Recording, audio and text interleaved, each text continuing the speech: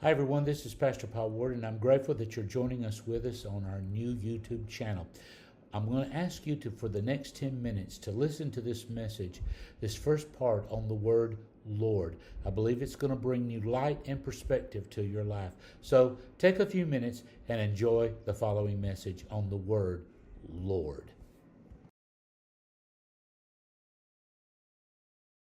Okay, the word Lord, it means a person who has power and authority and control over others, a master, a chief, a ruler. During the 1800s or late 1700s, early 1800s, and as a matter of fact, if you had ever had any study of English history that goes all the way back, a person who would be coming to visit a particular house would say, "Who is the Lord of the manor? Who is the Lord of the manor?" Okay, and they wasn't trying to get spiritual there, but basically it says, who is the one person here that is in charge? Who is the one person that has the authority to make decisions? Who is the one that has the authority that has over everybody else? Who has the authority? And that's what they would mean by this word Lord, right here. Authority, control, and power over others, okay? Now, we don't use that much now in the society that we live in, and really, it really wouldn't have a whole lot of meaning as far as we go. But it has all meaning to whom we serve. He is the Lord Jesus Christ, okay? So let's go on a little bit. Now, this word be is not only this phrase here, Lord, is not only a person who has the authority, but a person who exercises authority. It is a person who exercises authority from property rights, owner of land, and houses.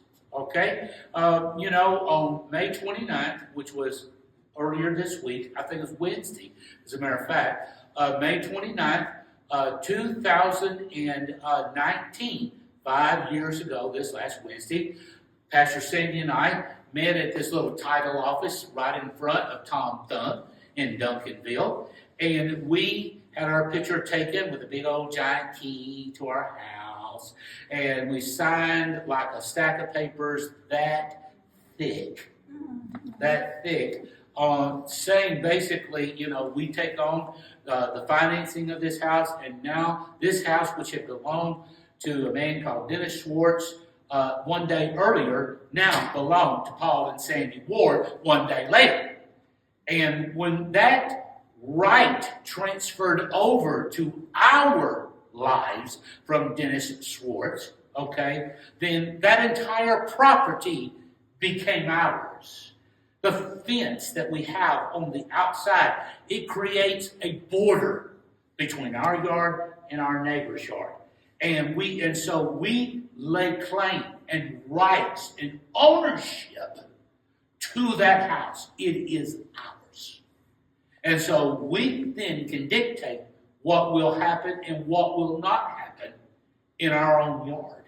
Okay? And with our own house. We can fix it up if we want to. If we want to, we can fix it up. If we want to not fix it up, we don't have to fix it up. We determine what we will do at that house. Why? Because we together are Lord of that house. Okay? It is people who exercise authority. It's not. That right there tells me a whole lot. Because there's a whole lot of people who have authority that don't exercise authority. The word Lord is found in 36 out of 37 books of the Old Testament. 36 out of 37 books. Now, I don't know this for a fact because I did not make it an issue out of my notes, but I suspect Lamentations is probably the book that it's not found in. Okay? But 36 out of the 37 books of the New Testament. Okay, listen to this. 699 times in the book of Psalms. In 150 chapters of the chapters that make up the book of Psalms, this word Lord is mentioned 699 times in that book. 699 times.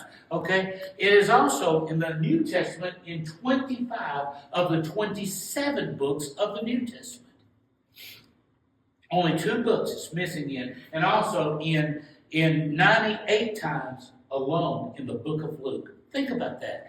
In the book of Luke. The book of Luke. Do you think that he might have been trying to make a point in the book of Luke?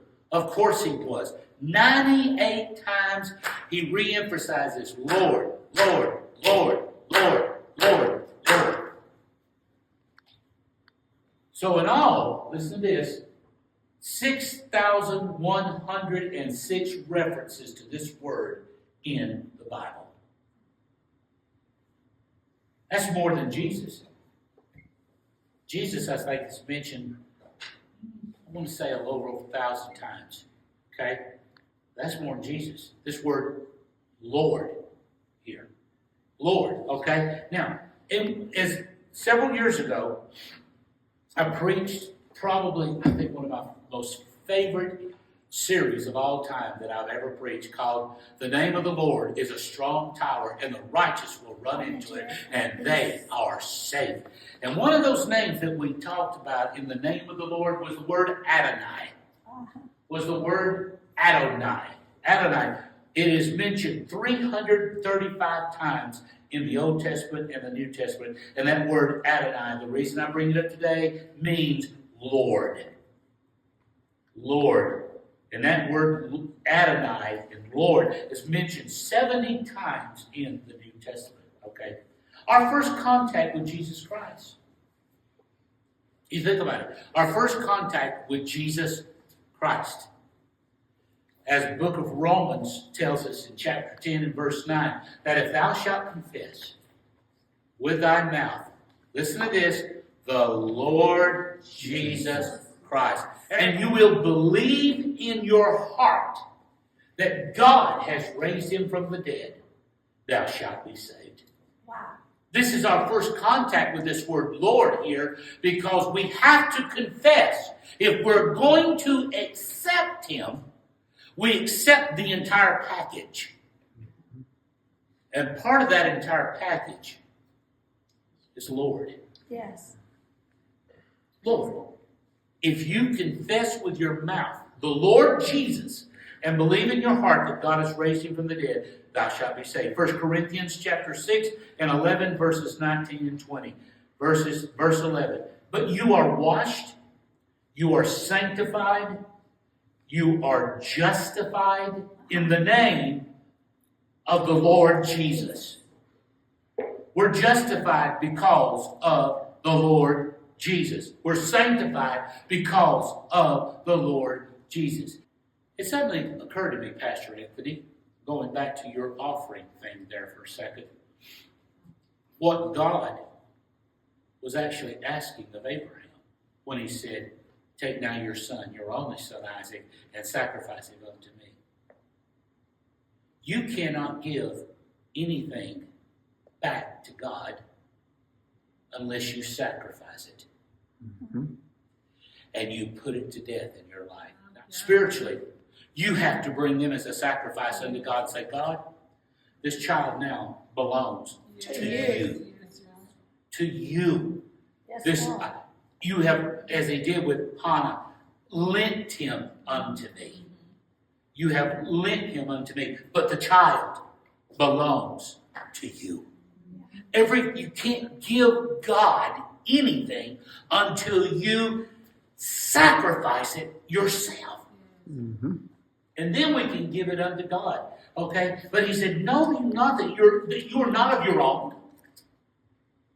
We were not of our own the minute that we accepted the package.